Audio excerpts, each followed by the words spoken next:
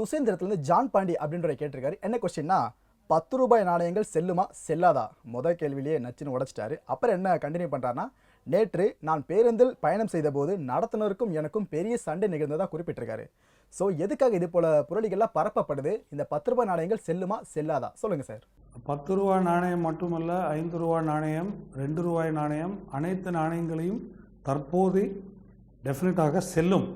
அதுக்கு அகென்ஸ்டாக எந்த விதமான ஒரு விதி இன்னும் இந்த அரசாங்கம் நடைமுறை வாழ்க்கைக்கு கொண்டு வரவில்லை என்றது உறுதியாக கூற முடியும். ஸோ இந்த மாதிரி வதந்திகள் ஒரு டிமானிட்டைசேஷன், அதாவது நவம்பர் 8ஆம் தேதி 2016க்கு அப்புறம் இந்த மாதிரி நிறைய வதந்திகள் சோஷியல் மீடியாவில் நம்ம பார்த்துருக்குறோம். அதாவது ₹10 நாணயம் செல்லாது, ₹5 நாணயம் இனிமேல் வேல்யூ பெறாமல் போயிடும் அப்படின்றது. பட் காயின்ஸுக்கு எந்த விதமான பார் அரசாங்கம் தெரிவிக்கவில்லை, தெரிவிக்க மாட்டார்கள்.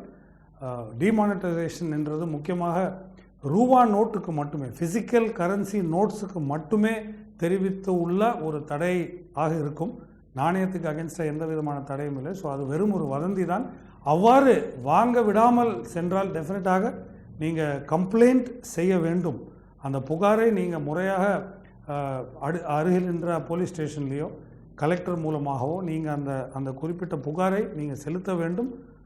And it should be notified that இந்த மாதிரி மக்கள் இது வாங்காமல் இருக்கிறாங்க, இல்லை தடை செய்கிறாங்க, இல்லை ஒரு வதந்தியை கலப்புறாங்கன்றது டெஃபினட்டாக அரசாங்கம் அதுக்கு தேவையான அந்த ஒரு முடிவையும் அதுக்கான காரியங்களையும் அவங்க எடுத்து செய்வார்கள்.